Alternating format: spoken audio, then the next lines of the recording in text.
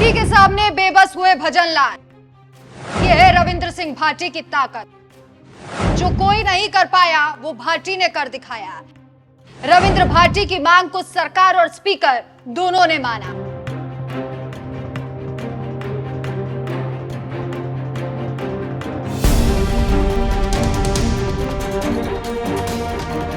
नमस्कार, मैं हूं आपके साथ राखी लांबा और आप देख रहे हैं न्यूज एक्सप्रेस।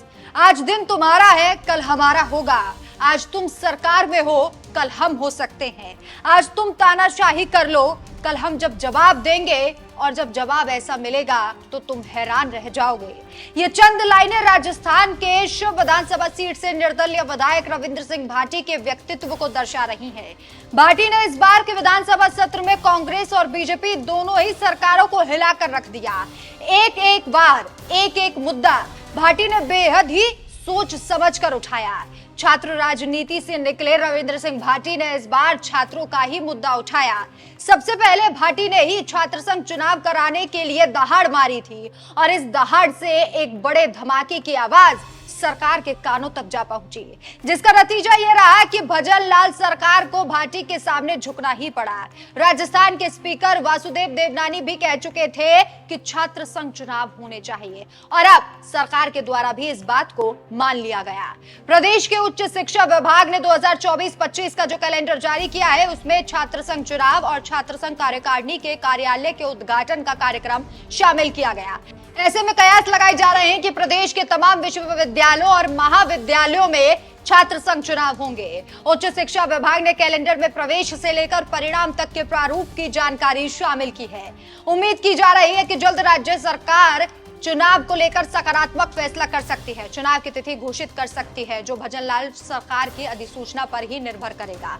जाते जाते आपको भी सुनाते हैं कि भाटी ने सरकार के सामने कैसे छात्र संघ चुनाव की मांग रखी थी, जिसे अब सरकार ने मान लिया है और कहा जा सकता है कि भजन लाल शर्मा रविंद्र सिंह भाटी के सामने बेबस नजर आ रहे हैं। इस खबर पर आपकी क्या राय है, हमें कमेंट करके जरूर बताएं। धन्यवाद। रविंद्र सिंह भाटी। धन्यवाद अध्यक्ष महोदय। छात्र संघ चुनावों के संबंध में प्रक्रिया नियम 295 के अंतर्गत विशेष उल्लेख। निवेदन है कि विगत सरकार ने कुलपति समिति की सिफारिश के आधार पर वर्ष 2023-24 के छात्र संघ चुनावों पर रोक लगा दी थी।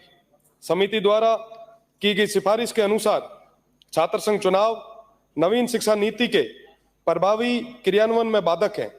छात्र संघ चुनावों के संबंध में उक्त तर्क पूर्ण तरह औचित्यहीन है।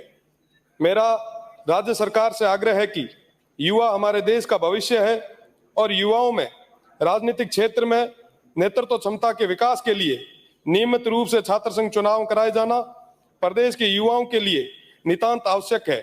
छात्र संघ चुनाव देश की राजनीति नीति निर्माण में युवाओं की भागीदारी सुनिश्चित करते हैं। छात्र संघ चुनाव राजनीति की प्रथम सीढ़ी है जो नवीन राजनीतिक पीढ़ी को तैयार करती है। आज राष्ट्रीय राजनीतिक नेतृत्व के साथ साथ राज्य स्तर पर अधिकतम नेतृत्वकर्ता छात्र संघ राजनीति से निकले हैं। माननीय अध्यक्ष महोदय स्वयं इसी राजनीति छात्र संघ राजनीति से आते हैं। मेरा संबंध भी छात्र राजनीति से रहा है और साथ ही साथ इस सदन में बड़ी संख्या में ऐसे सदस्य उपस्थित हैं जिन्होंने छात्र राजनीति के मंच से अपनी राजनीतिक यात्रा शुरू की। छात्र संघ चुनाव में युवा राजनीतिक मूल्यों को सीखता है, युवा दूसरों के अधिकारों के लिए लड़ना सीखता है। जहां पहली बार जन सेवा की भावना अंगड़ाई लेती है, छात्र संघ चुनाव वर्तमान राजनीतिक परिदृश्य का आधार स्तंभ है जिस पर आगामी राष्ट्र निर्माण की रूपरेखा तय होगी। एक स्वाभाविक लोकतांत्रिक व्यवस्था में छात्र संघ चुनाव अपरिहार्य और अनिवार्य है। मैं राज्य सरकार से निवेदन करना चाहूंगा कि स्वच्छ, पारदर्शी और नियमित छात्र संघ चुनाव करवाने की कृपा करावें।